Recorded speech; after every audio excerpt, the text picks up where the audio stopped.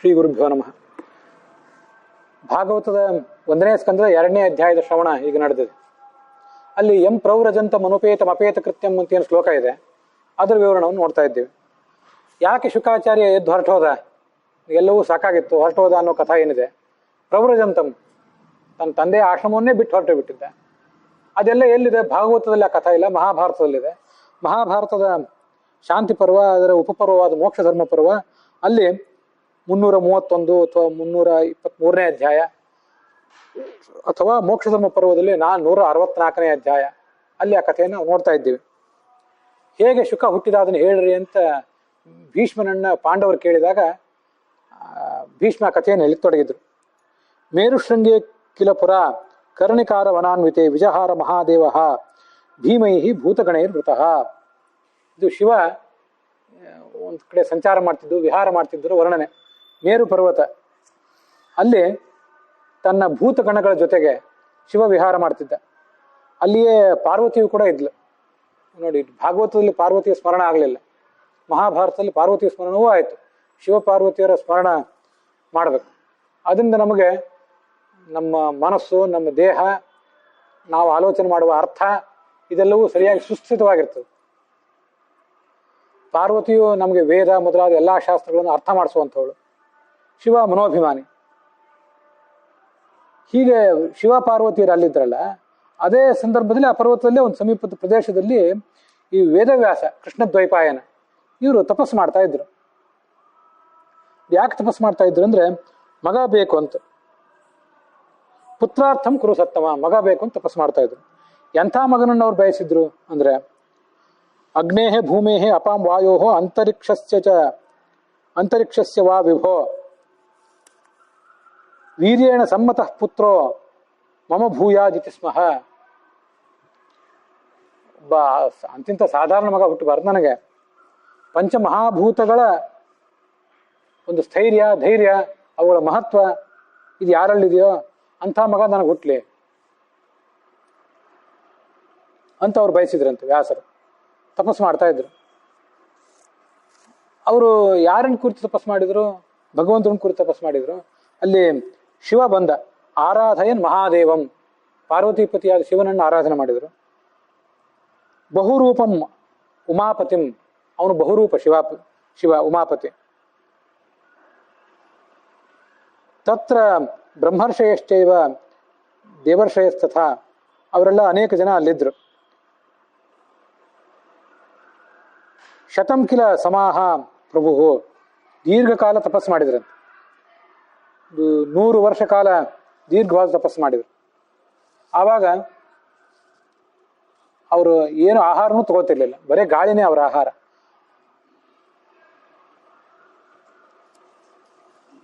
ಮಹಾದೇವ ಅಲ್ಲಿ ಸಂಚಾರ ಮಾಡ್ತಾ ಇದ್ನಲ್ಲ, ಅದೇ ಸಂದರ್ಭದಲ್ಲಿ ಇಷ್ಟು ಕಠೋರವಾದ ತಪಸ್ಸು ಅಲ್ಲಿ ನಡೆದಿದ್ದು ನೋಡಿ ಜಗತ್ತಿಗೆಲ್ಲ ಆಶ್ಚರ್ಯ ಆಯ್ತಂತ. ಆವಾಗ ಮಹಾದೇವ ಏನ್ ಮಾಡಿದ, ವ್ಯಾಸರ ಬಳಿಗೆ ಬಂದ. ಪಾರ್ವತಿಪತಿಯಾದ ಶಿವ ಅವ್ರ ಬಳಿಗೆ ಬಂದು ಅವ್ರಿಗೆ ಈ ಥರ ಮುಂದಿನಂತ ಹೇಳಿದಂತೆ.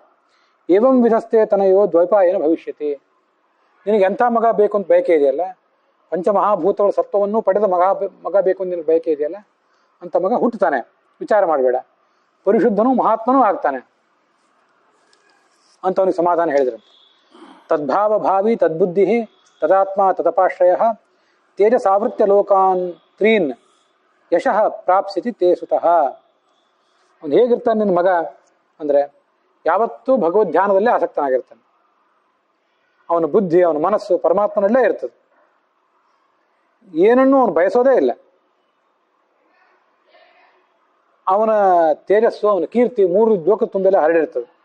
ಅಂಥ ಮಗನನ್ನು ನೀನು ಪಡಿತಿ ಅಂತ ಮಹಾದೇವ ಆಶೀರ್ವಾದ ಮಾಡಿದ.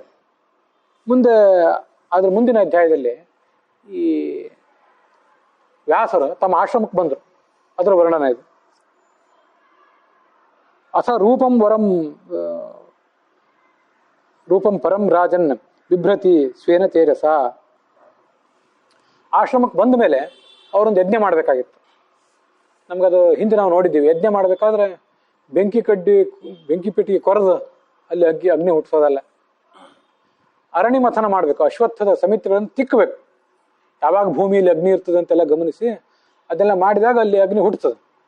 ಅಲ್ಲಿ ಹುಟ್ಟಿದ ಬೆಂಕಿ ಕಿಡಿಗಳನ್ನು ಒಂದು ಹತ್ತಿ ಮೊದಲಾದ ಕಡೆ ಕಡೆ ಅದನ್ನು ಸಂಕ್ರಾಂತ ಮಾಡಿಕೊಂಡು ಆಮೇಲೆ ಅದನ್ನ ಯಜ್ಞಕುಂಡದಲ್ಲಿ ಹಾಕಬೇಕು. ಹೀಗೆ ಅವರು ಅದು ಮಾಡ್ಲಿಕ್ಕೆ ಹೊರಟಿದ್ರು. ಆಗ ಏನಾಯಿತು, ಅಲ್ಲೇ ಸಮೀಪದಲ್ಲಿ ಘೃತಾಚಿ ಅಂತ ಒಬ್ಬ ಅಪ್ಸರೆಯನ್ನು ನೋಡಿದ್ರು. ಘೃತಾಚಿ ಅಂತ ಅವಳ ಹೆಸರು.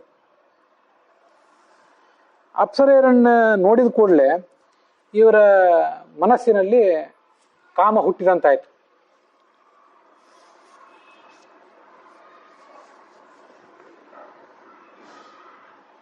ಸಹಸ ಕಾಮಮೋಹಿತ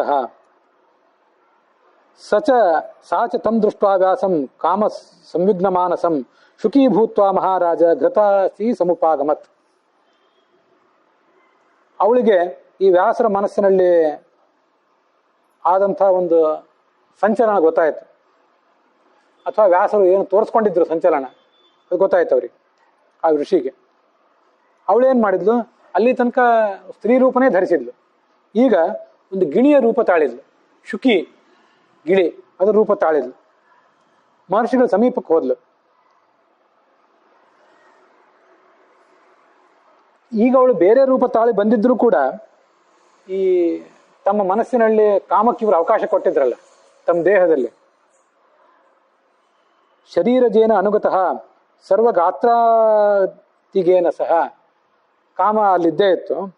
ಆವಾಗ ಅಷ್ಟಾದ್ರೂ ಮನಸ್ಸನ್ನ ದೃಢ ಮಾಡಿಕೊಂಡು ಗಟ್ಟಿ ಮಾಡಿಕೊಂಡು ಆ ಅಶ್ವತ್ಥದ ಸಮಿತಿಗಳನ್ನ ಮಥನ ಮಾಡ್ಲಿಕ್ಕೆ ಅವ್ರು ತೊಡಗಿದ್ರು.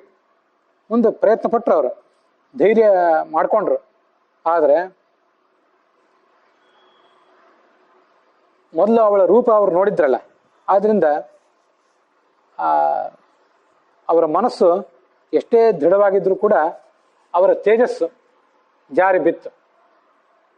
ಅದು ಅರಣ್ಯಲ್ಲೇ ಬಿತ್ತಂತೆ, ಅದೇನು ಕಟ್ಟಿಗೆ ಇರ್ತದಲ್ಲ ಅಲ್ಲೇ ಅದು ಬಿತ್ತು.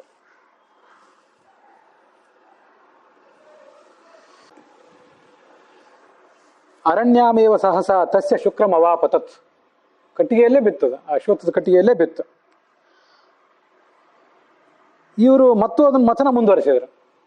ಮತ್ತು ಮಥನ ಮುಂದುವರಿಸಿದಾಗ ಅಲ್ಲಿ ಈ ಶುಕಾಚಾರ್ಯ ಹುಟ್ಟಿದ. ಅವಳು ತಾಯಿ ಶುಕರೂಪದಿಂದ ಇದ್ಲು, ಹೆಣ್ಣು ಗಿಳಿಯ ರೂಪದಿಂದ ಇದ್ಲು. ಇವನು ಶುಕನಾಗಿ ಹುಟ್ಟಿದ. ಶುಕ್ರೇ ನಿರ್ಮಂಥ್ಯಮಾನೇತು ಸಶುಕೋ ಜಜ್ಞೆ ಮಹಾತಪಾಹ.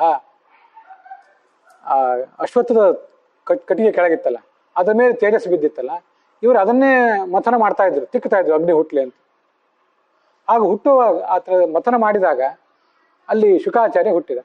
ಶುಕ್ರವನ್ನು ಮಥನ ಮಾಡಿದವಾಗ ಶುಕಾಚಾರ್ಯ ಹುಟ್ಟಿದ. ಅವನಿಗೆ ಶುಕ ಅಂತ ಹೆಸರು ಯಾಕೆ ಬಂತು? ಅವನ ತಾಯಿ ಅವಳ ಘೃತಾಚಿ. ಆದ್ರೆ ಅವಳ ತಾಯಿ ಅನ್ಲಿಕ್ಕೆ ಅವಳ ಪಾತ್ರ ಏನಿದೆ ಅಲ್ಲಿ? ಶುಕಾಚಾರ್ಯ ಹುಟ್ಟುವಾಗ ವೇದವ್ಯಾಸರಾಗಲಿ ಮತ್ತೆ ಘೃತಾಚಿ ಅನ್ನುವ ಅಪ್ಸರೆ ಆಗಲಿ ಏನು ಸಮಾಗಮ ಏನು ಮಾಡಿರ್ಲಿಲ್ಲ. ಆದ್ರಿಂದ ಅವಳ ತಾಯಿ ಯಾವ ದೃಷ್ಟಿಯಿಂದ? ಆದ್ರೂ ಅವಳು ಹೆಣ್ಣು ಗಿಳಿ ರೂಪ ಇತ್ತು, ಆದ್ರಿಂದ ಇವನಿಗೆ ಮಗನಿಗೂ ಕೂಡ ಶುಕ ಅಂತ ಹೆಸರು ಬಂತೇನ.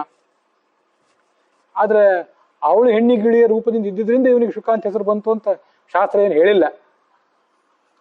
ಮತ್ತೆ ಅವರು ವ್ಯಾಸರು ಮಥನ ಮಾಡ್ಲಿಕ್ಕೆ ಹೊರಟದ್ದೇನನ್ನ ಶುಕ್ರವನ್ನ, ಮೊದಲು ಅರಣಿ ಕಾಷ್ಟವನ್ನೇ ಮಥನ ಮಾಡ್ಲಿಕ್ಕೆ ಹೊರಟಿದ್ರು. ಆದ್ರೆ ಅಲ್ಲಿ ಬಿದ್ದಿತ್ತು ಆ ಶುಕ್ರ. ಶುಕ್ರ ಅಂದ್ರೆ ತೇಜಸ್ಸು, ಹುಟ್ಟಿದವನು ಶುಕ. ಶುಕ್ರ ಅನ್ನುವಲ್ಲಿ ರ ಇದೆಯಲ್ಲ ಅದು ಹೋಯ್ತು, ಶುಕ ಹುಟ್ಟಿದ. ಶುಕ್ರ ಹೋಗಿ ಶುಕ ಆಯ್ತು ಅಂತ ವ್ಯಾಖ್ಯಾನಕಾರರು ಹೇಳ್ತಾರೆ. ಮೂಲದಲ್ಲಿ ಏನಿಲ್ಲ, ಕೇಳಲಿಕ್ಕೆ ಚೆನ್ನಾಗಿದೆ. ಅಂತೂ ಆ ಶುಕಾಚಾರ್ಯನ ಜನನಕ್ಕೆ ಕಾರಣವಾದಂತಹ ಸ್ತ್ರೀ ಅವಳು ಗಿಣಿ ರೂಪದಲ್ಲಿ ಇದ್ದ ಕಾರಣದಿಂದಲೋ ಏನೋ, ಅಥವಾ ಶುಕ್ರವನ್ನು ಮಥನ ಮಾಡಿದಾಗ ಹುಟ್ಟಿದ್ರಿಂದಲೋ ಏನೋ ಅಂತೂ ಅವನು ಶುಕ ಅಂತ ಹೆಸರು ಬಂತು. ಅವನಿಗೆ ಗಿಣಿಯ ಮುಖ ಇತ್ತ ಹಾಗೇನು ಶಾಸ್ತ್ರದಲ್ಲಿ ಕಾಣಿಸೋದಿಲ್ಲ. ಕೆಲವು ಕಡೆ ಗಿಣಿಯ ಮುಖ ಇತ್ತು ಅಂತ ಶುಕಾಚಾರ್ಯನ ಮುಖ ಗಿಣಿ ಮುಖದ ರೂಪದಿಂದ ತೋರಿಸ್ತಿರ್ತಾರೆ, ಅದೇನು ಹಾಗೆ ಕಾಣಿಸೋದಿಲ್ಲ.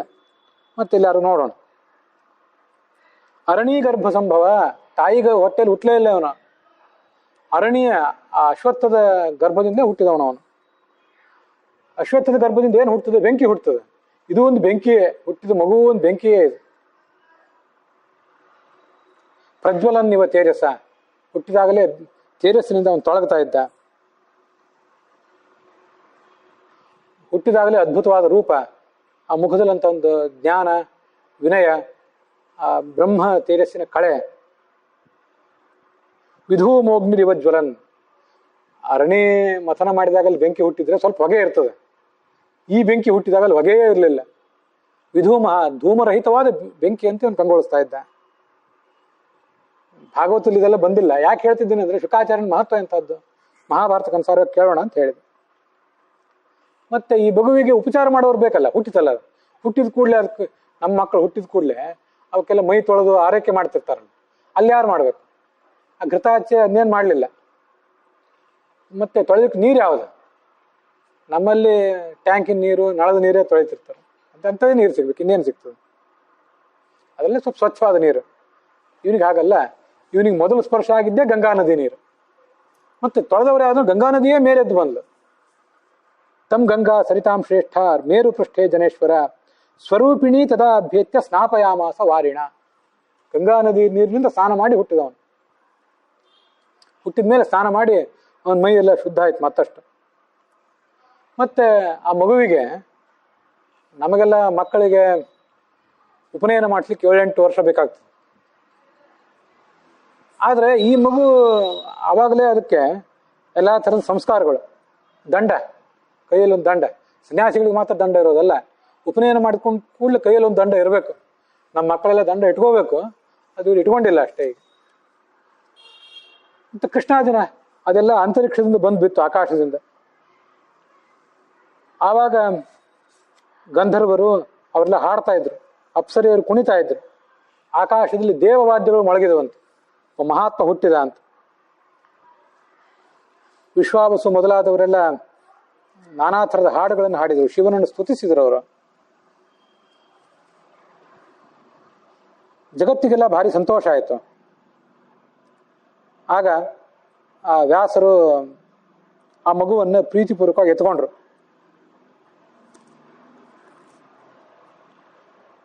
ಅಲ್ಲಿ ಆ ಶಿವ ಪಾರ್ವತಿಯರು ಕೂಡ ಬಂದ್ರಂತೆ. ತಮ್ಮ ಮಹಾತ್ಮ ಸ್ವಯಂ ಪ್ರೀತ್ಯ ದೇವ್ಯಾ ಸಹ ಮಹಾದ್ಯುತಿ. ಆ ಪಾರ್ವತಿ ಜೊತೆಗೆ ಮಹಾಶಿವ ಪರಶಿವನೇ ಅಲ್ಲಿಗೆ ಬಂದ. ಆ ಮುನಿಯ ಮಗನನ್ನು ತಾನು ಕೈಗೆ ಎತ್ಕೊಂಡ. ವ್ಯಾಸರ ಎತ್ಕೊಂಡ್ರಿ ಅಂತ ಹೇಳಿದೆ ನಾನು, ವ್ಯಾಸ ಎತ್ಕೊಳ್ಳಿಲ್ಲ, ಆ ಮಗ ಶಿವನೇ ಎತ್ಕೊಂಡ. ಎತ್ಕೊಂಡು ವಿಧಿನ ಉಪಾನಯತ್ತದ, ಅವನೇ ಉಪನಯನ ಮಾಡಿದ. ಉಪನಯನ ಆಗಿರಲಿಲ್ಲ ಅಂತ ಯಾರು ತಿಳ್ಕೊಬಾರ್ದು, ಶಿವನೇ ಇವನಿಗೆ ಉಪನಯನ ಮಾಡಿದ್ದ. ತಸ್ಯ ದೇವೇಶ್ವರ ಚಕ್ರ ದಿವ್ಯಂ ಅದ್ಭುತ ದರ್ಶನಂ ದದೌ ಕಮಂಡಲಂ. ಮುಂದೆ ದೇವರಾಜ ಅವನಿಗೊಂದು ಕಮಂಡಲು ಕೊಟ್ಟ, ಇಂದ್ರ. ದೇವತೆಗಳು ಸ್ವರ್ಗಲೋಕದಲ್ಲಿ ಉಟ್ಕೊಳ್ಳುವಂತಹ ವಸ್ತ್ರಗಳನ್ನೆಲ್ಲ ಕೊಟ್ಟ. ಅಲ್ಲೆಲ್ಲ ಹಂಸಗಳು, ನಾನಾ ಥರದ ಪಕ್ಷಿಗಳು, ಸಾರಸಗಳು, ಗಿಣಿಗಳು, ನಾನಾ ಥರದ ಪಕ್ಷಿಗಳು, ಅವೆಲ್ಲ ಈ ಶುಕಾಚಾರ್ಯನಿಗೆ ಪ್ರದಕ್ಷಿಣೆ ಹಾಕಿ ನಮಸ್ಕಾರ ಮಾಡಿದರು. ಮುಂದೆ ಹೀಗೆ ಶುಕ ಹುಟ್ಟಿದ ಮೇಲೆ ಆ ಮೇರು ಪರ್ವತದ ತಪ್ಪಲಲ್ಲೇ ಕೆಲವು ಕಾಲ ವಾಸ ಮಾಡಿದ. ತಪಸ್ಸು ಮಾಡ್ತಾ ಇದ್ದ, ವ್ರತಾನುಷ್ಠಾನ ಮಾಡ್ತಾ ಇದ್ದ. ಉತ್ಪನ್ನ ಮಾತ್ರಂ ತಮ್ ವೇದಾಹ ಸರಹಸ್ಯಾಹ ಸಸಂಗ್ರಹ. 7-8 ವರ್ಷ ಆದ್ಮೇಲೆ ಮುಂಜಾವಿ ಮಾಡಿದ್ಮೇಲೆ ನಮ್ಮ ಮಕ್ಕಳಿಗೆ ಅವಾಗೇನು ಹೇಳಿಕೊಟ್ರು ಅರ್ಥ ಆಗ್ತಿರೋದಿಲ್ಲ. ಕೆಲವು ವರ್ಷಗಳಾದ್ಮೇಲೂ ಶಾಸ್ತ್ರಾಧ್ಯಯನ ಅವ್ರಿಗೆ ಮಾಡ್ಲಿಕ್ಕೆ ಆಗೋದಿಲ್ಲ. ಆದರೆ ಆ ವಯಸ್ಸಿನಲ್ಲೇ, ಸಣ್ಣ ವಯಸ್ಸಿನಲ್ಲಿ ಎಲ್ಲ ವೇದಗಳು ಅವನ ಕಡೆ ಧಾವಿಸಿ ಬಂದವು, ಎಲ್ಲ ಶಾಸ್ತ್ರಗಳು. ಉಪತಸ್ತು ಮಹಾರಾಜ ಯಥಾ ಅಸ್ಯ ಪಿತರಂ ತಥಾ. ತಂದೆ ಹೇಗೋ ಹಾಗೆ ಮಗನೂ ಕೂಡ ಅಷ್ಟು ದೊಡ್ಡ ಜ್ಞಾನಿ ಆಗಿಬಿಟ್ಟ. ಬೃಹಸ್ಪತಿಂಚ ಒವರೇ. ಮುಂದೆ ಅವನೇನು ಮಾಡಿದ? ದೇವತೆಗಳ ಗುರು ಬೃಹಸ್ಪತಿ ಅಂತ ಗುರುಗ್ರಹ ಇದೇನಿದೆಯಲ್ಲ, ಈ ಭಾನು, ಸೋಮ, ಮಂಗಳ, ಬುಧ ಗುರುಗ್ರಹ. ಆ ಗುರುಗ್ರಹದ ಅಭಿಮಾನಿ ದೇವತಾ, ಅವನೇ ಗುರು, ದೇವತೆಗಳ ಗುರು ಬೃಹಸ್ಪತಿ ಅಂತಾರೆ. ಅದೇ ಬೃಹಸ್ಪತಿ ವಾರ ಅಥವಾ ಗುರುವಾರ. ಆ ಗುರುವನ್ನ ತನ್ನ ಗುರುವಾಗಿ ಸ್ವೀಕಾರ ಮಾಡಿದ.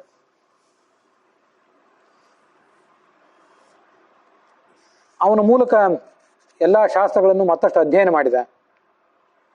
ಏನೇನು ಅಧ್ಯಯನ ಮಾಡಿದ? ಇತಿಹಾಸ, ಪುರಾಣ, ರಾಜಶಾಸ್ತ್ರ. ಅವನಿಗೆ ತಿಳಿಯದೇ ವಿಷಯವೇ ಇರಲಿಲ್ಲ, ಎಲ್ಲನೂ ಅಧ್ಯಯನ ಮಾಡಿದ. ಇತಿಹಾಸಂಚ ಕಾರ್ತ್ಸ್ನೇನ ಧರ್ಮಶಾಸ್ತ್ರಾಣಿ ಚ ಗುರವೇ ದಕ್ಷಿಣಾಂ ದತ್ವ. ಬೃಹಸ್ಪತಿಗಳು ಕೊನೆಗೊಂದು ಸಾರಿ ದಕ್ಷಿಣೆ ಕೊಟ್ಟು, ಗುರುದಕ್ಷಿಣೆ ಕೊಟ್ಟು, ನಾನಿನ್ನು ಹೋಗಿ ಬರ್ತೇನೆ ಅಂತ ತನ್ನ ಆಶ್ರಮಕ್ಕೆ ಬಂದ. ಉಗ್ರಂ ತಪಸ್ಸಮಾರೇಭೆ. ಆ ಸಣ್ಣ ವಯಸ್ಸಿನಲ್ಲೇ ಭಯಂಕರವಾದ ತಪಸ್ಸನ್ನು ಪ್ರಾರಂಭ ಮಾಡಿದ. ಯಾವತ್ತೂ ಭಗವಂತ, ಅಧ್ಯಾತ್ಮ, ಅದರಲ್ಲೇ ಅವನ ಆಸಕ್ತಿ. ಅವನಿಗೆ ಈ 3 ಆಶ್ರಮಗಳಲ್ಲಿಯೂ, ಗೃಹಸ್ಥಾಶ್ರಮ, ಬ್ರಹ್ಮಚರ್ಯಾಶ್ರಮ, ಗೃಹಸ್ಥಾಶ್ರಮ, ವಾನಪ್ರಸ್ಥಾಶ್ರಮ ಇದ್ಯಾವುದು ಬೇಕು ಅಂತ ಅನಿಸ್ಲಿಲ್ಲ. ಅಷ್ಟು ವಿರಕ್ತನಾಗ್ಬಿಟ್ಟಿದ್ದ ಅವನು.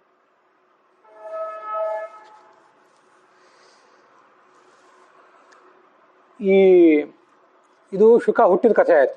ಮುಂದೆ ಅಲ್ಲೊಂದೆರಡು ಕಥೆ ಇದೆ, ಅದನ್ನೇ ನಾನೀಗ ವಿಸ್ತಾರವಾಗಿ ಹೇಳೋದಿಲ್ಲ. ವ್ಯಾಸರು ತನ್ನ ಮಗನನ್ನ, ನೀನು ಎಲ್ಲ ಈಗ ವೇದ ಎಲ್ಲ ಓದಿ ಬಂದಿದ್ದಿ, ಶಾಸ್ತ್ರ ಓದಿದ್ದಿ, ದೊಡ್ಡ ಪಂಡಿತ ಆಗಿದ್ದಿ, ಇನ್ನಷ್ಟು ನೀನು ಲೋಕಾನುಭವ ಪಡ್ಕೋಬೇಕು ಅಂತ ಹೇಳಿ ಮಿಥಿಲಾಪಟ್ಟಣಕ್ಕೆ ಕಳಿಸಿದ್ರಂತೆ. ಮಿಥಿಲಾಪಟ್ಟಣ ಅಂದ್ರೆ ಇವತ್ತಿನ ನೇಪಾಳ. ಅಲ್ಲಿ ಜನಕ ಅಂತ ರಾಜ ಇದ್ದ. ಜನಕ ಅಂದ್ರೆ ಸೀತೆ ಇದ್ದಾಳಲ್ಲ, ರಾಮನ ಪತ್ನಿ, ಅವಳ ತಂದೆನೂ ಜನಕನೇ. ಆದ್ರೆ ಆ ಜನಕ ಈಗಿರ್ಲಿಲ್ಲ. ರಾಮಾಯಣದ ಕಾಲ ಬೇರೆ, ಮಹಾಭಾರತದ ಕಾಲ ಬೇರೆ. ಆ ಜನಕ ಈಗಿರ್ಲಿಲ್ಲ. ಆದ್ರೆ ಅಲ್ಲಿ ಬಂದ ರಾಜರಿಗೆಲ್ಲ ಜನಕ ಅಂತನೇ ಹೆಸರು. ಯಾಕಂದ್ರೆ ಜನಕನ ಸರ್ನೇಮ್ ಅದು. ಸೀತೆಯ ತಂದೆ ಹೆಸರು ಕ್ಷೀರಧ್ವಜ ಅಂತ, ಅವನ ಪರ್ಸನಲ್ ಹೆಸರು ಕ್ಷೀರಧ್ವಜ. ವಂಶದ ಹೆಸರು ಜನಕ ಅಂತ. ಆದ್ರಿಂದ ವಂಶದಲ್ಲಿ ಹುಟ್ಟಿದ್ರಿಂದ ಅವಳಿಗೂ ಜಾನಕಿ ಅಂತ ಹೆಸರು ಬಂದಿತ್ತು ಅಷ್ಟೇ. ಅವನ ವಂಶದಲ್ಲಿ ಹುಟ್ಟಿದ್ದು ಮತ್ತೊಬ್ಬ ಜನಕ ಇದ್ದ. ಇವನು ಅಲ್ಲಿ ಹೋಗಿ ಆ ಜನಕ ರಾಜನ ಆಸ್ಥಾನದಲ್ಲಿದ್ದು ಸ್ವಲ್ಪ ಎಲ್ಲ ಅನುಭವ ಕಳಿಸ್ಕೊಂಡು ಬಂದಂತೆ. ಅದನ್ನು ವಿಸ್ತಾರವಾಗಿ ಹೇಳೋದಿಲ್ಲ. ಅದು ಜನಕರಾಜನ ಆ ವಂಶದಲ್ಲಿ ಹುಟ್ಟಿದ ರಾಜರ ಮಹತ್ವ ಎಂತದ್ದಿತ್ತು, ಎಷ್ಟು ಅದ್ಭುತವಾಗಿತ್ತು ಅವ್ರ ಶಕ್ತಿ, ಅದನ್ನೆಲ್ಲ ಹೇಳ್ತಾರೆ. ಅಲ್ಲಿಗೆ ಇವನು ಹೋಗಿ ಮುಟ್ಟಿದಾಗ ಅನೇಕ ಥರದ ದಾರಿಯಲ್ಲಿ ನಾನಾ ಥರದ ಮಾರ್ಗಗಳನ್ನ ಅದನ್ನ ನಡ್ಕೊಂಡು ಹೋದ್ನಂತೆ. 100 ಸರೋವರಗಳು ಅದನ್ನೆಲ್ಲ ದಾಟ್ಕೊಂಡು ಹೋದ. ಅಲ್ಲಿ ಹೆಬ್ಬಾಗಿಲಿಗೆ ಬಂದ. ಹೆಬ್ಬಾಗಿಲಿಗೆ ಬಂದಾಗ ದ್ವಾರಪಾಲಕರು ಆ ಶುಕನನ್ನು ತಡೆದರು. ಎಲ್ಲಿ ಹೊರಟಿದ್ದೆ, ನಿಲ್ಲಿಲ್ಲಿ ಅಂತೇಳಿ. ಆಗ ಇವನಿಗೇನು ಆಯಾಸ ಆಗಿರ್ಲಿಲ್ಲ. ಎಷ್ಟು ಓಡಾಡಿದ್ರು, ಎಷ್ಟು ಸಂಚಾರ ಮಾಡಿದ್ರು ಆಯಾಸ ಆಗುವಂತ ವ್ಯಕ್ತಿತ್ವ ಅಲ್ಲ ಅವನು. ಸುಮ್ಮನೆ ಇದ್ದು, ಅವ್ರು ಏನು ಮಾತಾಡಲಿಲ್ಲ ಅಂತ. ಆವಾಗ ಅವ್ರೇನ್ ಮಾಡಿದ್ರು, ಇವನು ಯಾರೋ ಮಹಾತ್ಮ ಇದ್ದಿರ್ಬೇಕು, ಸುಮ್ಮನೆ ರಾಜನ ಹತ್ರ ಬಂದವನಲ್ಲ ಅಂತ ಗೊತ್ತಾಯ್ತು ಅವರಿಗೆ. ರಾಜನ ಹತ್ರ ಕರ್ಕೊಂಡು ಹೋದ್ರು ಅರಮನೆ 2ನೇ ಆವರಣಕ್ಕೆ. ಅಲ್ಲಿಯೂ ಕೂತ್ಕೊಂಡಿದ್ದ ಅವನು. ರಾಜನ ಮಂತ್ರಿ ಬಂದ. ಯಾರು ಮೌನನೇ, ಶುಕಾಚಾರ್ಯನ ಮೌನನೇ, ಯಾರ ಜೊತೆ ಮಾತಾಡಲೇ ಇಲ್ಲ ಅವನು. ಒಂದು 3ನೇ ಆವರಣ ಅಲ್ಲೆಲ್ಲ ದಾಟಿದ. ಇಷ್ಟಾದ್ರೂ ಆ ರಾಜ ಇವನಿಗೆ ದರ್ಶನ ಕೊಡ್ಲಿಲ್ಲ. ರಾಜನ ದರ್ಶನ ಆಗಲಿಲ್ಲ. ಮುಂದೆ ಅಲ್ಲಿಯ ಮಂತ್ರಿ ಏನ್ ಮಾಡಿದ, ಆ ಶುಕಾಚಾರ್ಯನನ್ನ ಅಲ್ಲೊಂದು ಗಾರ್ಡನ್ನಿಗೆ, ಉಪವನಕ್ಕೆ ಕರ್ಕೊಂಡು ಹೋದಂತೆ. ಉಪವನದಲ್ಲಿ ಯಾರಿದ್ರು ಅಂದ್ರೆ ಸ್ತ್ರೀಯರು, ಬರೇ ಸ್ತ್ರೀಯರೇ. ರಾಜನ ಅರಮನೆಯಲ್ಲಿ ತುಂಬಾ ಸುಂದರಿಯರಾದಂಥ, ಉಪಚಾರದಲ್ಲಿ ಕುಶಲರಾದಂಥ ಸ್ತ್ರೀಯರು ಇರ್ತಿರ್ತಾರೆ. ಅಂಥವ್ರ ಕಡೆ ಕರ್ಕೊಂಡು ಹೋದ. ಅಲ್ಲಿ ಅವರೆಲ್ಲ ಇವನಿಗೆ ನಾನಾ ಥರದ ಉಪಚಾರ ಮಾಡಿದರು. ಆದರೆ ಇವನಿಗೆ ಮಾತ್ರ ಏನೂ ಚಂಚಲ ಆಗಲಿಲ್ಲ, ಮನಸ್ಸು ಚಂಚಲವೇ ಆಗಲಿಲ್ಲ. ಕಾಲು ತೊಳ್ಕೊಳಕ್ಕೆ ನೀರು ಕೊಟ್ಟರು, ಕೈ ತೊಳ್ಕೊಳಕ್ಕೆ ನೀರು ಕೊಟ್ಟರು, ಸ್ನಾನ ಮಾಡಿಸಿದ್ರು, ಭೋಜನ ಆಯಿತು. ಆ ಗಾರ್ಡನಲ್ಲಿ ಎಲ್ಲ ಕಡೆನೂ ಓಡಾಡಿಸಿದ್ರು, ಯಾವ್ದಾವ್ದು ವೃಕ್ಷ ಲತೆ ಎಲ್ಲ ತೋರಿಸಿದ್ರು, ಆಟ ಆಡಿದ್ರು, ನಕ್ಕರು, ಹಾಡಿದರು. ಇವನು ವಿಕಾರನೇ ಇಲ್ಲ ಇವನಲ್ಲಿ. ಅಂಥ ಶಕ್ತಿ, ಯಾಕಂಥ ವೈರಾಗ್ಯ, ಅವನ ವ್ಯಕ್ತಿತ್ವ ಎಂಥದನ್ನು ಗಮನಿಸ್ಬೇಕು. ಭಾಗವತದಲ್ಲಿ ಇದೆಲ್ಲ ಬಂದಿಲ್ಲ. ಅನುಪೇತಮ್ಮ ತಷ್ಟೇ ಬಂದ್ಬಿಡ್ತು, ಏನೂ ಬೇಕಾಗಿದ್ದಿಲ್ಲ ಅವನಿಗೆ. ಆದರೆ ಇವನು ಮಾತ್ರ ಅಷ್ಟನ್ನೆಲ್ಲ ನೋಡಿಯೂ ಸಂತೋಷ ಪಡಲಿಲ್ಲ, ಸಿಟ್ಟೂ ಮಾಡ್ಕೊಳ್ಳಿಲ್ಲ. ವಿಶ್ವಾಮಿತ್ರನಿಗೆ ರಾಜ ಆಗಿದ್ದವನು ರಾಜರ್ಷಿಯಾಗಿ, ದೇವರ್ಷಿಯಾಗಿ, ಬ್ರಹ್ಮರ್ಷಿ ಆಗಬೇಕಾದ್ರೆ ನಡುವೆ ಅನೇಕ ವಿಘ್ನಗಳನ್ನು ಎದುರಿಸುವ ಪ್ರಸಂಗ ಬಂತು. ಯಾರೋ ಅಪ್ಸರೆಯರನ್ನು, ಮೇನಕೆ ರಂಭೆಯರನ್ನು ಇಂದ್ರ ಕಳಿಸಿದಾಗ ಒಂದ್ಸರಿ ಆ ಮೇನಕೆ ರಂಭೆಯರ ಜೊತೆ 100 ವರ್ಷ 1000 ವರ್ಷ ಕಳೆದು ತನ್ನ ಗಳಿಸಿದ ಶಕ್ತಿಯೆಲ್ಲ ಹಾಳು ಮಾಡ್ಕೊಂಡು ಬಿಟ್ಟಿದ್ದ. ಇನ್ನೊಂದ್ಸರಿ ಮತ್ತೆ ಅಂಥದೇ ಒಬ್ಬಕ್ಕೆ ಅಪ್ಸರೆ ಬಂದಾಗ ಸಿಟ್ಟು ಮಾಡಿ ಅವಳಿಗೆ ಶಾಪನೂ ಕೊಟ್ಬಿಟ್ಟಿದ್ದ.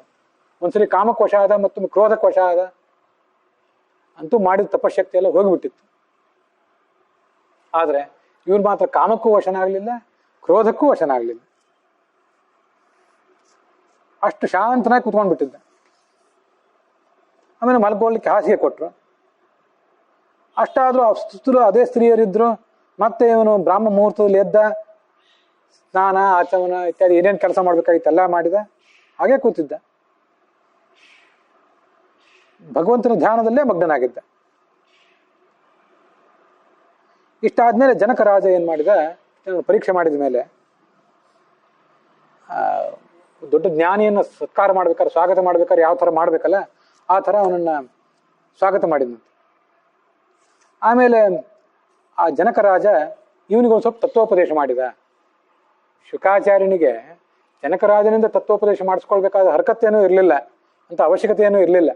ಆದರೆ ವೇದವ್ಯಾಸರು ತನ್ನ ಮಗನಿಗೆ ನೀನು ಎಲ್ಲ ಜನರನ್ನು ನೋಡಿ ಬಾ, ಅಭ್ಯಾಸ ಮಾಡಿ ಬಾ, ರಾಜನಾದರೂ ಜನಕ ಹೇಗೆ ವಿರಕ್ತನಾಗಿದ್ದಾನೆ ಅನ್ನೋದು ಸ್ವಲ್ಪ ಜಗತ್ತಿನಲ್ಲಿ ನೋಡಿ ಬಾ ಅಂತ ಕಳಿಸಿದ್ರು. ಇದು ಅಲ್ಲಿ ಬಂದಿರೋ ಕಥಾ.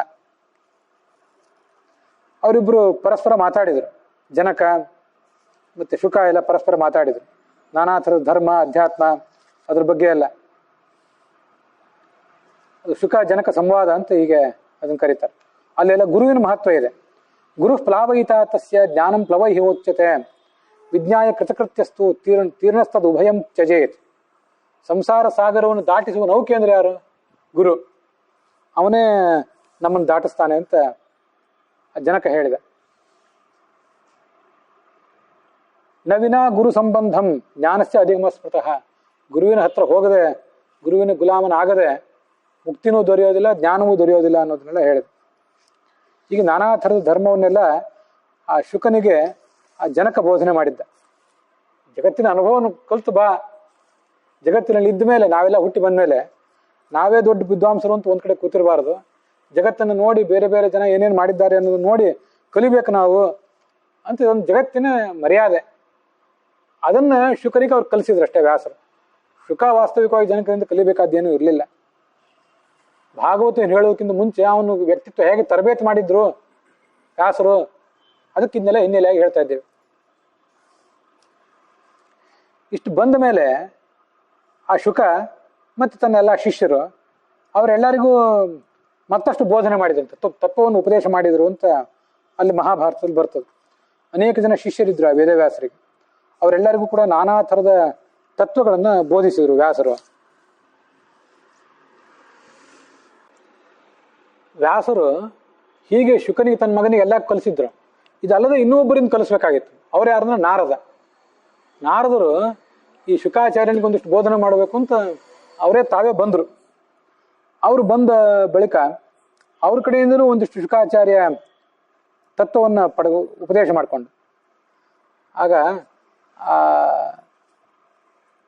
ನಾರದ ಆ ಶುಕಾಚಾರ್ಯನ ವೇದವ್ಯಾಸರನ್ನು ಹೀಗೆ ಪ್ರಾರ್ಥನೆ ಮಾಡಿದರು. ನೀವು ಇಷ್ಟೆಲ್ಲ ಗ್ರಂಥಗಳನ್ನು ರಚನೆ ಮಾಡಿದ್ದೀರಿ, ಇಂಥ ಶ್ರೇಷ್ಠನಾದ ಮಗನನ್ನು ಪಡೆದಿದ್ದೀರಿ ಅಂತ ಅವ್ರನ್ನ ಪ್ರಶಂಸೆ ಮಾಡಿದರು. ಮತ್ತೆ ಆ ಶುಕನನ್ನು ಕೂಡ ಅವನು ಮಾಡಿದ ಸಾಧನೆ, ಶುಕಾಚಾರ್ಯನ ಹಿನ್ನೆಲೆ ಏನಿತ್ತು ಅದನ್ನೆಲ್ಲ ವರ್ಣನೆ ಮಾಡಿದರು. ಮುಂದೆ ಆ ಶುಕನಿಗೆ ಒಂದಿಷ್ಟು ತತ್ವೋಪದೇಶ ಮಾಡಿದ್ರಂತೆ. ಅನಾಮ್ನಾಯ ಮಲ ವೇದಾಹ ಬ್ರಾಹ್ಮಣಸ್ಯ ಅಮೃತಂ ಮಲಂ. ಈ ಶಾಸ್ತ್ರವನ್ನು ನಾವು ಓದಿದ ಮೇಲೆ ಅದನ್ನು ಮತ್ತೆ ಅಭ್ಯಾಸ ಮಾಡ್ತಿರ್ಬೇಕು. ಅಭ್ಯಾಸ ಮಾಡಿಬಿಟ್ಟಿದ್ದೀನಿ, ಪಂಡಿತನಾಗಿದ್ದೀನಿ ಅಂತ ಹಾಗೆ ನಿರಾಕರಣೆ ಮಾಡಿಬಿಟ್ರೆ ಅದು ಉಳಿಯೋದಿಲ್ಲ ನಮ್ಮಲ್ಲಿ. ಅನಭ್ಯಾಸೇ ವಿಷಂ ಶಾಸ್ತ್ರಂ ಅಂತ ಹೇಳ್ತಿರ್ತಾರೆ. ಯಾವುದೇ ಶಾಸ್ತ್ರ ಅಲ್ಲಿ ಕಲ್ತ ಮೇಲೆ ಮತ್ತೆ ಅದನ್ನು ಪ್ರಾಕ್ಟೀಸ್ ಮಾಡ್ತಿರ್ಬೇಕು. ಇಲ್ಲದ್ರೆ ಕೈ ಕೊಟ್ಟು ಬಿಡ್ತದೆ, ನಮಗೂ ಉಪಯೋಗ ಆಗೋದಿಲ್ಲ, ಇನ್ನೊಬ್ರಿಗೂ ಉಪಯೋಗ ಆಗೋದಿಲ್ಲ. ಬ್ರಾಹ್ಮಣಸ್ಯ ಅಮೃತಂ ಮಲಂ. ಬ್ರಾಹ್ಮಣ ಅಂದ್ರೆ ಏನು? ಬ್ರಾಹ್ಮಣ ಜಾತಿ ಅಷ್ಟೇ ಅಲ್ಲ, ಅದನ್ನ ಹೇಳೋ ಉದ್ದೇಶ ಅಲ್ಲ ಶಾಸ್ತ್ರದ್ದು. ಅದು ಆ ವಿಷಯ ಸರಿ. ಮುಖ್ಯವಾಗಿ ಬ್ರಾಹ್ಮಣ ಅಂದ್ರೆ ಬ್ರಹ್ಮ ಅಂದ್ರೆ ದೊಡ್ಡದು, ಗುಣಪೂರ್ಣನಾದ ಪರಮಾತ್ಮ. ಆ ಪರಮಾತ್ಮನನ್ನು ತಿಳಿದವನು ಯಾರಿದ್ದಾನೆ ಅವನು ಬ್ರಹ್ಮ, ಅವನು ಬ್ರಾಹ್ಮಣ. ಅವನು ಯಾವತ್ತೂ ಕೂಡ ಒಂದಲ್ಲ ಒಂದು ವ್ರತ ಮಾಡ್ತಿರ್ಬೇಕು. ವ್ರತದಲ್ಲಿ ಆಸಕ್ತನಾಗಿದ್ದರೆ ಅವನ ಶರೀರ ಮನಸ್ಸು ಎಲ್ಲ ಸ್ವಚ್ಛವಾಗಿರ್ತದೆ. ಏಕಾದಶಿ ವ್ರತ ಮತ್ತು ಬೇರೆ ಬೇರೆ ಥರದ ವ್ರತಗಳು ಅದನ್ನ ಮಾಡ್ತಿರ್ಬೇಕು.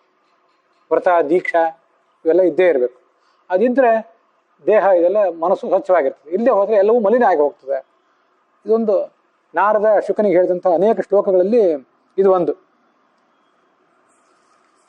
ಹೀಗೆ ನಾನಾ ಥರದ ಉಪದೇಶವನ್ನು ನಾರದರು ಕೂಡ ಈ ಶುಕಾಚಾರ್ಯನಿಗೆ ಕೊಟ್ಟರು. ಇದಿಷ್ಟೆಲ್ಲ ಆದಮೇಲೆ ವೈರಾಗ್ಯವನ್ನು ಉಪದೇಶ ಮಾಡಿದರು, ಜ್ಞಾನದ ಮಹತ್ವವನ್ನು ಉಪದೇಶ ಮಾಡಿದರು. ಸತ್ಯಸ್ಯ ವಚನಂ ಶ್ರೇಯ ಸತ್ಯಾದಪಿ ಹಿತಂ ವದೇತ್. ಸತ್ಯ ಹೇಳಬೇಕು. ಸತ್ಯ ಹೇಳುವುದೇ ದೊಡ್ಡದಲ್ಲ. ಖರೆ ಹೇಳ್ತೇನೆ ಅಂತೇಳಿ ಮತ್ತೇನು ಹೊರಟಾದ ಮಾತನಾಡುವುದು ಮುಖ್ಯ ಅಲ್ಲ. ಸತ್ಯವನ್ನು ಹೇಳುವುದೇ ದೊಡ್ಡದಲ್ಲ. ಸತ್ಯವನ್ನು ಹೇಳಬೇಕು, ಹಿತವಾಗಿ ಹೇಳಬೇಕು, ಇನ್ನೊಬ್ಬರ ಮನಸ್ಸಿಗೆ ಅದು ಒಪ್ಪುವಂತ ಹೇಳಬೇಕು. ಹಾಗೆ ಅಂತೇಳಿ ಸುಳ್ಳು ಹೇಳಬಾರ್ದು. ಹೀಗೆ ಸತ್ಯದ ಮಹತ್ವ ಹೇಳಿದರು, ವೈರಾಗ್ಯದ ಮಹತ್ವ ಹೇಳಿದರು. ಅಲಂ ಪರಿಗ್ರಹೇಣೇಹ ದೋಷವಾನ್ ಹಿ ಪರಿಗ್ರಹ ಕ್ರಿಮಿರಿ ಕೋಶಕಾರಸ್ತು ಬದ್ಧತೆ ಸ ಪರಿಗ್ರಹ. ನಾರದ ಹೇಳಿದ ಕೆಲವು ಮಾತಿವೆಲ್ಲ. ಪರಿಗ್ರಹ ಪರಿಗ್ರಹ ಅಂದ್ರೆ ಏನು? ಇನ್ನೊಬ್ಬರಿಂದ ತಗೊಳ್ಳೋದು. ಯಾವತ್ತು ಇನ್ನೊಬ್ಬರಿಂದ ಏನು ದಾನ ಬರ್ತಿರ್ತದೆ ನಾವು ಕಾಯ್ತಿರ್ತೀವಲ್ಲ, ಅಂಥದನ್ನು ಕೆಲವರು ಹೇಳ್ತಾರೆ. ಅವರು ಪರಿಗ್ರಹ ಸಾಕು, ಸ್ವೀಕಾರ ಮಾಡಬೇಡ ಇನ್ನೊಬ್ಬರಿಂದ. ಎಷ್ಟು ಇನ್ನೊಬ್ಬರಿಂದ ದಾನ ತಗೋತೀಯೋ ಅದರಿಂದ ಸಿಕ್ಕಿ ಬೀಳ್ತೀವಿ. ಇನ್ನೊಬ್ಬರಿಂದ ದಾನ ತಗೊಳ್ಳುವುದಾಗ್ಲಿ, ನಾವು ವೃತ್ತಿ ವ್ಯಾಪಾರ ಉದ್ಯೋಗ ಮಾಡಿ ಧನ ಗಳಿಸುವುದಾಗ್ಲಿ, ಇವೆಲ್ಲ ನಮ್ಮನ್ನು ಕಟ್ಟಿ ಹಾಕ್ತವೆ. ಯಾಕೆಂದ್ರೆ ನಾವು ರೇಷ್ಮೆ ಹುಳ ನೋಡಿದ್ದೀವಿ. ಅದೇನ್ ಮಾಡ್ತದೆ? ಗೂಡು ಕಟ್ತದೆ. ಗೂಡು ಕಟ್ಟ ಗೂಡಿನೊಳಗೆ ಸಿಕ್ಕ ಹಾಕೋತದೆ. ರೇಷ್ಮೆ ಹುಳದ ಕೆಲಸ ಏನು? ಅದು ಹುಟ್ಟಿದ ಮೇಲೆ ಗೂಡು ಕಟ್ಟದೇ ಇರೋದಿಲ್ಲ, ಅದು ಗೂಡು ಕಟ್ಟುವುದೇ ಅದ್ರ ಕೆಲಸ. ಹಾಗೆ ನಾವು ಕೂಡ ಹುಟ್ಟಿದ ಮೇಲೆ ಒಂದಿಷ್ಟು ಶಿಕ್ಷಣ ಪಡ್ಕೋತೀವಿ. ಮುಂದೆ ನಮ್ಮ ಕೆಲಸ ಏನು? ಉದ್ಯೋಗ ಮಾಡ್ಲಿಕ್ಕೆ ಪ್ರಾರಂಭ ಮಾಡ್ತೀವಿ, ವ್ಯಾಪಾರ ಮಾಡ್ಲಿಕ್ಕೆ ಪ್ರಾರಂಭ ಮಾಡ್ತೀವಿ. ನಮ್ಮ ಹೆಂಡತಿ, ನಮ್ಮ ಗಂಡ, ನಮ್ಮ ಮನೆ, ಮಠ, ಮಕ್ಕಳು, ಇದನ್ನೆಲ್ಲ ಗೂಡಿನಂತೆ ನಾವು ತಯಾರು ಮಾಡ್ತಾ ಹೋಗ್ತೇವೆ. ಕೊನೆಗೊಂದು ದಿವಸ ಮುಗಿಯೋ ಹೊತ್ತಿಗೆ ನಾನು ಎಲ್ಲಿದ್ದೀನಿ ಅಂತ ನೋಡಿದ್ರೆ ಗೂಡಿನೊಳಗೆ ಇದ್ದೇನೆ, ಹೊರಗೆ ಹೋಗ್ಲಿಕ್ಕೆ ನಮ್ಗೆ ಆಗ್ತಿಲ್ಲ ಅನ್ನೋ ಪರಿಸ್ಥಿತಿ ಬರ್ತದೆ. ಮುಂದೆ ಆ ಗೂಡನ್ನೇ ತೂತ್ ಮಾಡ್ಕೊಂಡು ಹೋಗ್ತದೆ. ಅದು ರೇಷ್ಮೆ ಹುಳ ಗೂಡನ್ನ ತೂತ್ ಮಾಡ್ಕೊಂಡು ಹೋಗಿಬಿಡ್ತದೆ. ಹಾಗೆ ಬಿಟ್ರೆ ಆ ರೇಷ್ಮೆ ಗೂಡು ಅದೆಲ್ಲ ವೇಸ್ಟ್ ಆಗಿಬಿಡ್ತದೆ. ಅದಕ್ಕಾಗಿ ಏನ್ ಮಾಡ್ತಾರೆ ಅವರು? ಆ ರೇಷ್ಮೆ ಹುಳವನ್ನು ಗೂಡಿನ ಸಮೇತ ಬಿಸಿನೀರಿಗೆ ಹಾಕಿ ಅದರಿಂದ ರೇಷ್ಮೆ ತೆಗಿತಾರೆ. ಈಗ ಅಹಿಂಸಾ ರೇಷ್ಮೆ ಅಂತ ಹೇಳಿ, ಅದು ಹುಳ ಓಡಿ ಹೋದ್ಮೇಲೆ ಹುಳವನ್ನು ಕೊಲ್ಲಬಾರದು ಅಂತ ಹೇಳಿ, ಹುಳ ಓಡಿ ಹೋದ್ಮೇಲೂ ಕೂಡ ತೂತಾಗಿರುವ ಗೂಡಿನಿಂದ ರೇಷ್ಮೆ ತೆಗಿಲಿಕ್ಕೆ ಈಗ ಒಂದು ಪ್ರಯತ್ನ ಪಡ್ತದೆ. ಮತ್ತು ಇದ್ದದ ವಿಧಾನ ಏನು? ಗೂಡಿನೊಳಗೆ ಕಷ್ಟಪಟ್ಟು ಗೂಡಿನೇ ಇದೆ, ಅಲ್ಲೊಳಗೆ ನೀವು ಸಿಕ್ಕಾಕೊಂಡ್ರೆ ಕೊನೆಗೆ ನಿಮ್ಮನ್ನು ಆ ಗೂಡನ್ನು ಎಲ್ಲವನ್ನು ಸೇರೆ ಸುಟ್ಟು ಬೂದಿ ಮಾಡಿ ಬಿಡ್ತಾರೆ, ಸುಟ್ಟು ದಾರ ಮಾಡ್ತಾರೆ. ನಾವು ಇಷ್ಟೆಲ್ಲ ಮನೆ, ಮಠ, ಗೂಡು ಮತ್ತೆಲ್ಲ ಕಟ್ಟಿ ಕೊನೆಗೆ ಮಾಡ್ಕೊಳ್ಳೋದೇನು? ಕೊನೆಗೆ ಮಣ್ಣಿಗೆ ಹೋಗ್ಬೇಕು ನಾವೆಲ್ಲ. ರೇಷ್ಮೆ ಹುಳಕ್ಕೂ ನಮಗೂ ಏನು ವ್ಯತ್ಯಾಸ? ಹೀಗೆ ಸಿಕ್ಕಿ ಬೀಳ್ತೀವಿ. ಎಚ್ಚರದಿಂದ ಇರುವಂತ ನಾರದರು ಶುಕಾಚಾರ್ಯನಿಗೆ ಹೇಳಿದ್ರು. ಮೊದಲೇ ಕಂಡಾಪಟ್ಟೆ ವೈರಾಗ್ಯ ಇತ್ತು ಅವನಿಗೆ. ಈ ಉಪದೇಶ ಎಲ್ಲ ಕೇಳಿ ಮತ್ತಷ್ಟು ವೈರಾಗ್ಯ ಬಂದು ಹೋಯ್ತು.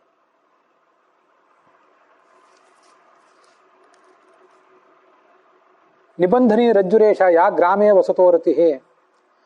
ಮನೆ, ಮಠ, ಜನರ ಸಂಪರ್ಕದಲ್ಲಿ ನಾವಿದ್ರೆ ಇದೊಂದು ಹಗ್ಗ ಇದ್ದಂತೆ. ಇದು ಹಗ್ಗದಿಂದ ನಮ್ಮನ್ನೇ ನಾವು ಕಟ್ಕೊಂಡಂತೆ.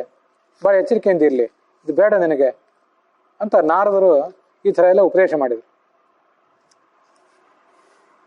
ಭಗವಂತ ಎಂಥವನು? ಅನಾದಿ ನಿಧನ. ಭಗವಂತನಿಗೆ ಹುಟ್ಟಿಲ್ಲ, ಸಾವಿಲ್ಲ. ಸ ಭಗವಾನಾಹ ತೀರ್ಥವಿತ್. ಅಂಥ ಭಗವಂತನನ್ನು ಯಾವತ್ತು ಧ್ಯಾನಿಸು. ಮುಂದೆ ಅನೇಕ ಸದಾಚಾರ, ಅಧ್ಯಾತ್ಮ ಏನು ಬೋಧನೆ ಮಾಡಿದ್ರು ಅಂತಿಲ್ಲ, ಎಲ್ಲಾ ಥರನೂ ಬೋಧನೆ ಮಾಡಿದರು. ದ್ರವ್ಯೇಶು ಸಮತೀತೇಶು ಯೇ ಗುಣಾಸ್ತಸ್ಯ ಚಿಂತೆಯೇತ್. ನಮ್ಮ ಹತ್ರ ಇರೋ ಸಂಪತ್ತು, ಮನೆ, ಮಠ ಎಲ್ಲ ಒಂದಲ್ಲ ಒಂದು ದಿವಸ ಹೋಗ್ತದೆ. ಹೋಗುವಾಗ ಅದನ್ನೇ ಆಲೋಚನೆ ಮಾಡ್ತಾ ಕೂತಿದ್ರೆ ದುಃಖ ಆಗ್ತದೆ. ಅದನ್ನ ಬಿಡಬೇಕು. ಅದ್ರ ಬಿಟ್ರೆ ಸ್ವಲ್ಪ ನೆಮ್ಮದಿಯಿಂದ ಇದ್ದೆವು. ಇಲ್ಲವ್ರು ಹೇಗೆ ನೆಮ್ಮದಿಯಿಂದ ಇರ್ಲಿಕ್ಕೆ ಸಾಧ್ಯ? ನೆಮ್ಮದಿಯನ್ನು ಗಳಿಸುವ ಪ್ರಯತ್ನ ಪಡುವ, ಸಂಪತ್ತನ್ನು ಗಳಿಸುವ ಪ್ರಯತ್ನ ಪಡಬೇಡ. ಭೈಷಜ್ಯಮೇತ ದುಃಖಸ್ಯ ಇದೇತನ್ ನಾನು ಚಿಂತೆಯೇತ್. ಚಿಂತ್ಯಮಾನಂ ಹಿ ನವ್ಯೇತಿ ಭೂಯಶ್ಚಾಪಿ ಪ್ರವರ್ಧತೆ. ಮಹಾಭಾರತ ಬಹಳ ದಿವಸ ಹೇಳಿರಲಿಲ್ಲ. ಮಹಾಭಾರತ ಶಾಂತಿ ಪರ್ವ ನೋಡ್ಲಿಕ್ಕೆ ತೊಡಗಿದಾಗ ಅಲ್ಲಿರೋ ಕೆಲವು ಶ್ಲೋಕಗಳನ್ನ ಹೇಳಬೇಕು ಅಂತ ಕಾಣಿಸ್ತು, ಅದಕ್ಕಾಗಿ ಹೇಳ್ತಿದ್ದೇನೆ. ಇದು ನಮ್ಗೆಲ್ಲರಿಗೂ ನಾರದ ಶುಕನ ನೆಪ ಮಾಡ್ಕೊಂಡು ಬೋಧನೆ ಮಾಡಿದ ಒಂದು ಮನೋವಿಜ್ಞಾನ. ದುಃಖ ಏನಾದ್ರು ಆಗ್ತದಲ್ಲ, ಯಾರು ಮಕ್ಕಳನ್ನ ಕಳ್ಕೊಂಡೆವು, ತಂದೆ ತಾಯಿನ ಕಳ್ಕೊಂಡೆವು, ಏನೋ ಕಳ್ಕೊಂಡೆವು, ದುಃಖ ಆಗ್ತದಲ್ಲ. ದುಃಖ ಹೋಗ್ಲಿಕ್ಕೆ ಏನ್ ಮಾಡ್ಬೇಕು ಅಂದ್ರೆ, ಅದೇ ದುಃಖದ ಕುರಿತಾಗಿ ಮತ್ತೆ ಆಲೋಚನೆ ಮಾಡ್ತಿದ್ರೆ ದುಃಖ ಹೋಗೋದಿಲ್ಲ, ಹಾಗೆ ಮುಂದುವರಿತಿರ್ತದೆ. ಆ ಆಲೋಚನೆಯನ್ನು ಬಿಟ್ಟು ಬೇರೆ ಕಡೆ ಮನಸ್ಸನ್ನು ತೊಡಗಿಸಿದಾಗಲೇ ದುಃಖ ಮರೆಯೋದು. ಉದಾಹರಣೆ, ದೂರದರ್ಶನದ ಎದುರಿಗೆ ಕೂತಿದ್ದೀವಿ, ಒಂದು ಯಾವುದೋ ಚಾನಲ್ ಅದು ಮನಸ್ಸಿಗೆ ಹಿಡಿಸ್ಲಿಲ್ಲ ಅಂದ್ರೆ ಏನ್ ಮಾಡ್ಬೇಕು? ಅದನ್ನೇ ನೋಡ್ತಾ ಕೂತಿದ್ರೆ ಹೋಗ್ತದ? ಬೇರೆ ಚಾನಲ್ಗೆ ಹೋಗ್ಬೇಕು. ಆ ಥರ ನಮ್ಮ ಮನಸ್ಸನ್ನು ಕೂಡ ಇನ್ನೊಂದು ಚಾನೆಲ್ಗೆ ನಾವು ಕಳಿಸಿದ್ರೆ, ಒಂದು ದುಃಖ ಇತ್ಯಾದಿ ಹೊರತು ಬೇರೆ ಕಡೆ ಕಳಿಸಿಬಿಟ್ರೆ ಮನಸ್ಸು ತಾನೇ ಶಾಂತ ಆಗ್ತದೆ ಅಂತ ಇದು ನಾರದರು ಶುಕನಿಗೆ ಹೇಳಿದಂಥ ಕಥಾ.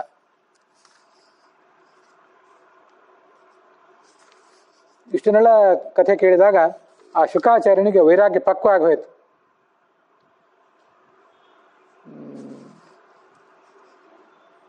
ಮಕ್ಕಳು ಹುಡ್ತಾರೆ ಈ ಜಗತ್ತಿನಲ್ಲಿ, ಆ ಮಕ್ಕಳಿಂದ ಏನು ಸುಖ ಆಗೋದಿದೆ? ಮಕ್ಕಳಿಗೂ ನಮಗೆ ಮಕ್ಕಳು ಹುಟ್ಟಬೇಕು, ಮಕ್ಕಳಿಗೆ ಮಕ್ಕಳು ಹುಟ್ಟಬೇಕು, ಮೊಮ್ಮಕ್ಕಳಿಗೆ ಮಕ್ಕಳು ಹುಟ್ಟಬೇಕು ಅಂತೆಲ್ಲ ನಾನಾ ಥರದ ಪ್ರಯತ್ನ ಪಟ್ಟೇ ಪಡ್ತೇವೆ. ಆದರೆ ಮಕ್ಕಳೇ ಹುಟ್ಟೋದಿಲ್ಲ ಕೆಲವರಿಗೆ. ಇನ್ನು ಕೆಲವರು ಇನ್ನು ಮಕ್ಕಳು ಸಾಕು ಅಂತಂತಿರ್ತಾರೆ, ಅಂಥವ್ರ ಮನೆಯಲ್ಲಿ ಕಂಡಾಪಟ್ಟೆ ಮಕ್ಕಳು ಹುಡ್ತಿರ್ತಾರೆ. ಈ ಜಗತ್ತು ಹೀಗಿದೆ, ನಾನಾ ಥರದಲ್ಲಿ ಉಪದೇಶ ಮಾಡಿದರು. ಮಕ್ಕಳು ಬೇಕು ಅಂತ ಯಾವ್ಯಾವ ದೇವತೆ, ಕಲ್ಲು, ಅಶ್ವತ್ಥ ಗಿಡ ಎಲ್ಲೆಲ್ಲ ಪ್ರದಕ್ಷಿಣೆ ಆಗ್ತಿರ್ತಾರೆ, ಮಕ್ಕಳು ಹುಟ್ಟೋದಿಲ್ಲ. ಸಜ್ಜನರು ಮಕ್ಕಳು ಹುಟ್ಟಬೇಕು ಅಂತ ಬಯಸ್ತಿರ್ತಾರೆ, ಆದರೆ ಜಾಯಂತೆ ಕುಲಪಾಂಸನಾಹ, ಕೆಟ್ಟ ಮಕ್ಕಳು ಹುಟ್ಟು ಬಿಡ್ತಾರೆ. ಸಂಸಾರದಲ್ಲಿ ಆಸಕ್ತಿ ಇಟ್ಟೇನು ಉಪಯೋಗ? ನಾರದರು ಆ ಶುಕನಿಗೆ ಬೋಧನೆ ಮಾಡಿದರು. ಈ ಜಗತ್ತಿನಲ್ಲಿ ತತ್ವಜ್ಞಾನ ಅನ್ನೋದೊಂದು ಒಂದು ದೊಡ್ಡ ಮೆಡಿಸಿನ್, ಔಷಧ. ಅದನ್ನು ಬಿಟ್ಟು ಇನ್ನೇನು ಮೆಡಿಸಿನ್ ಇದೆ? ತೇಚಾತಿ ನಿಪುಣಾ ವೈದ್ಯ ಕುಶಲಾ ಸಮೃತೌಷಧ ವ್ಯಾಧಿಭಿ ಪರಿಕೃಷ್ಯಂತೆ ಮೃಗಾ ವ್ಯಾಧೈರಿವಾರ್ಧಿತಾ. ನೋಡಿ ಎಷ್ಟು ಚೆನ್ನಾಗಿದೆ ಅದು. ಈ ಜಗತ್ತಿನಲ್ಲಿ ಒಂದು ಆಶ್ಚರ್ಯ ಕಾಣಿಸ್ತದೆ ನಮಗೆ. ಅದೇನೆಂದ್ರೆ, ಬಹಳ ಎಕ್ಸ್ಪರ್ಟ್ ಆದರೂ ವೈದ್ಯರಿದ್ದಾರೆ. MBBS ಮುಗಿಸಿದ್ದಾರೆ, BAMS ಮುಗಿಸಿದ್ದಾರೆ, BHMS ಮುಗಿಸಿದ್ದಾರೆ, ಅದರಲ್ಲಿ ಪೋಸ್ಟ್ ಗ್ರಾಜುಯೇಷನ್ ಮಾಡಿದ್ದಾರೆ, ಅದರಲ್ಲಿ ಸ್ಪೆಷಲೈಸೇಷನ್ ಮಾಡಿದ್ದಾರೆ. ಹೋದಲ್ಲೆಲ್ಲ ಯಾವಾಗಲೂ ಔಷಧ ಪೆಟ್ಟಿಗೆನೇ ಇಟ್ಕೊಂಡು ಓಡಾಡ್ತಿರ್ತಾರೆ. ಆದರೆ ಅವ್ರಿಗೇನಾದ್ರು ಇನ್ನೊಬ್ಬರು ರೋಗ ಅವ್ರು ಪರಿಹಾರ ಮಾಡೋದು ಆ ಕಡೆ ಇರಲಿ, ಇವರೆಲ್ಲ ರೋಗದಿಂದ ಪರಿಹೃತರಾಗಿ ಆರಾಮಾಗಿದ್ದಾರೇನೋ? ಎಲ್ಲೂ ಇಲ್ಲ. ಇದು ನಾವು ನೋಡ್ತಿರ್ತೀವಿ. ಕಾರ್ಡಿಯಾಲಜಿಸ್ಟ್ಗಳ ಸಮಾವೇಶದಲ್ಲೇ ಒಬ್ಬನಿಗೆ ಕಾರ್ಡಿಯಾಲಜಿಸ್ಟಿಗೆ ಹಾರ್ಟ್ ಅಟ್ಯಾಕ್ ಆಗಿ ಸತ್ತೋಗ್ಬಿಟ್ಟು. 100 ಜನ ಕಾರ್ಡಿಯಾಲಜಿಸ್ಟ್ಗಳು, ಹೃದ್ರೋಗ ತಜ್ಞರಿದ್ರು, ಯಾರೂ ಏನೂ ಮಾಡ್ಲಿಕ್ಕಾಗಲಿಲ್ಲ. ಒಳಗಿರುವ ಶಿವ, ಒಳಗಿರುವ ಭಗವಂತ ಹೃದಯಕ್ರಿಯೆ ನಿಲ್ಲಿಸಿಬಿಟ್ಟ, ಮುಗಿದೋಯ್ತು. ಅಲ್ಲಿ ಏನು ಮಾಡೋರಿದ್ದೆ? ರೋಗ ಬಂದೇ ಬರ್ತವೆ ಅವರಿಗೂ, ನಮಗೆ ಬರ್ತವೆ. ಬರೇ ರೋಗಿಗಳಿಗಷ್ಟೇ ಬರ್ತವೆ, ವೈದ್ಯರಿಗೂ ಬಂದೇ ಬರ್ತವೆ. ಅವ್ರಿಗೂ ಸಾಯ್ಬೇಕು ಅವರು. ಇದಲ್ಲದೆ ಅವರಿಗೆ ಯಾವುದೇ ಮಾರ್ಗವೂ ಇಲ್ಲ. ಆದ್ರಿಂದ ಎಲ್ಲವನ್ನು ತ್ಯಜಿಸು. ಏನು ತ್ಯಜಿಸಿ ತತ್ಯಜ. ಹೀಗೆ ನೀನು ಮಾಡಿದ್ದಾದ್ರೆ ನಿನಗೊಂದು ಸಮಾಧಾನ ಇರ್ತದೆ. ಇಷ್ಟೆಲ್ಲ ಹೇಳಿದ ಮೇಲೆ ಆ ಶುಕಾಚಾರ್ಯ ಏನು ಆಲೋಚನೆ ಮಾಡಿದಂತೆ, ನನಗಿನ್ನು ಇದೆಲ್ಲ ಸಾಕು, ನಾನು ಶಾಶ್ವತವಾದ ಸ್ಥಾನ ಹೊಂದುತ್ತೇನೆ. ಅಕ್ಷಯಶ್ಚ ಅವ್ಯಯಶ್ಚ ಇವ ತತ್ರ ಯಾಸ್ಯಾಮಿ ಸ್ಥಾಸ್ಯಾಮಿ ಶಾಶ್ವತಃ. ಬಹಳ ದೀರ್ಘವಾಗಿ ಅವರು ಆತ್ಮವಿಮರ್ಶೆ ಮಾಡ್ಕೊಳ್ಳುವಂತಾಯ್ತು. ನನಗಿನ್ ಯಾವುದು ಬೇಡ ಅಂತ ಆಲೋಚನೆ ಮಾಡಿಬಿಟ್ರು ಅವರು. ಅವ್ರು ಏನು ಮಾಡಿದ್ರು, ನಾನಿನ್ನು ಹೋಗ್ತೇನೆ, ಜಗತ್ತಿನ ಎಲ್ಲ ಜೀವಿಗಳು ಪ್ರಾಣಿಗಳು ನಾನು ಎಲ್ಲಿ ಹೊರಟಿದ್ದೇನೆ, ನಾನು ಯಾವ ಎತ್ತರ ಏರಿದ್ದೀನಿ ಅನ್ನೋದನ್ನು ನೋಡಲಿ, ಯೋಗ ಸಿದ್ಧಿ ಎತ್ತರವನ್ನು ಅವ್ರು ನೋಡಲಿ. ಎಲ್ಲರ ಪರ್ಮಿಷನ್ ಕೇಳ್ತೇನೆ ನಾನು. ಆಪೃಚ್ಛಾಮಿ. ನೋಡಿ, ನಾವು ಸಾಯುವಾಗ ಯಾರು ಪರ್ಮಿಷನ್ ಕೇಳಿ ಸಾಯ್ತೀವಿ? ಹೋಗುವಾಗ ಸಾಯ್ತೀವಿ ಅಂತ ಅನ್ನೋದೇ ನಮ್ಗೆ ದೊಡ್ಡ ದುಃಖ ಸಂಗತಿ ಆಗಿಬಿಟ್ಟಿರ್ತದೆ. ಇವರು ಹೋಗ್ತೀವಿ ಅಂತ ತೀರ್ಮಾನ ಮಾಡಿ ಹೊರಟವರು. ಆದ್ರಿಂದ ನಾನು ವೃಕ್ಷಗಳು, ಪರ್ವತಗಳು, ಬೆಟ್ಟಗಳು, ಭೂಮಿ, ದಿಕ್ಕು, ಸ್ವರ್ಗ, ದೇವ, ದಾನವ, ಹಾವು, ಪಿಶಾಚಗಳು, ರಾಕ್ಷಸರು ಎಲ್ಲರ ಸಮ್ಮತಿಯನ್ನು ಕೇಳ್ತೇನೆ. ನನ್ನ ಯೋಗ ಶಕ್ತಿಯನ್ನು ಇವರೆಲ್ಲ ನೋಡ್ಲಿ ಅಂತ ಹೇಳಿ ಆ ನಾರದರ ಸಮ್ಮತಿಯನ್ನು ಕೇಳಿದರು. ಯಾಕಂದ್ರೆ ಅವರೇ ಉಪದೇಶ ಮಾಡಿದ್ರು. ಮುಂದೆ ತಮ್ಮ ತಂದೆ ವೇದವ್ಯಾಸರ ಬಳಿಗೆ ಬಂದರು, ಅವರಿಗೂ ನಮಸ್ಕಾರ ಮಾಡಿದರು, ಅನುಜ್ಞೆ ಕೇಳಿದರು. ಆವಾಗ ಭೋಭೋ ಪುತ್ರ ಸ್ಥೀಯತಾಂ ತಾವದದ್ಯ ಯಾವಚ್ಚಕ್ಷು ಪ್ರೀಣಯಾಮಿ ತ್ವದರ್ಥೆ.